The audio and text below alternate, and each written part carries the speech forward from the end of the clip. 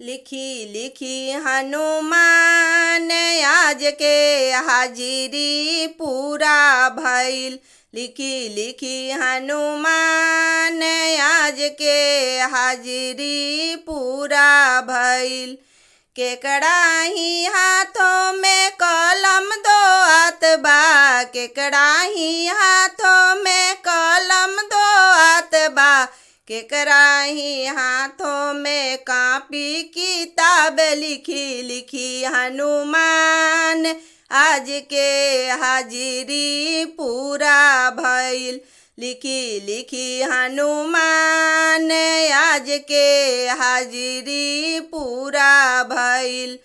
राम जी के हाथों में कलम दो हाथ बा, राम जी के हाथों में कलम दो हाथ बा, सीता मैया के हाथों में कापी किताब। लिखी लिखी हनुमान आज के हाजिरी पूरा भइल।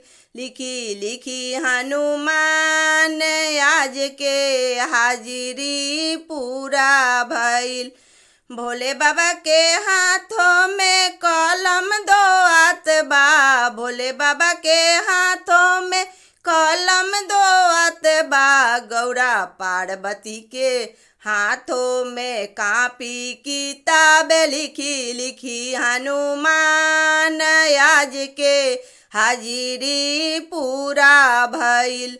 लिखी लिखी हनुमान आज के हाजिरी पूरा भइल।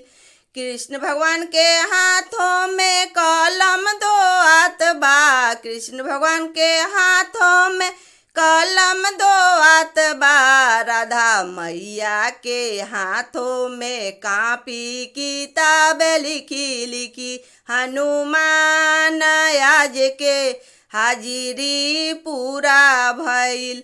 लिखी लिखी हनुमान आज के हाजिरी पूरा भइल।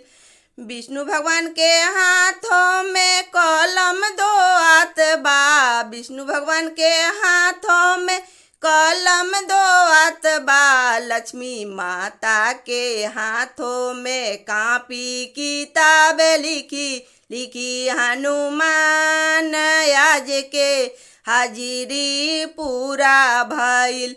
लिखी लिखी हनुमान आज के हाजिरी पूरा भइल।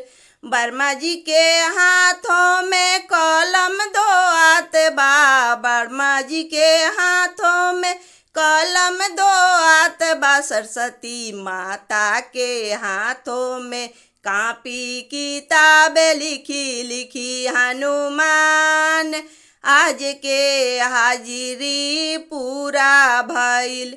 लिखी लिखी हनुमान आज के हाजिरी पूरा भइल।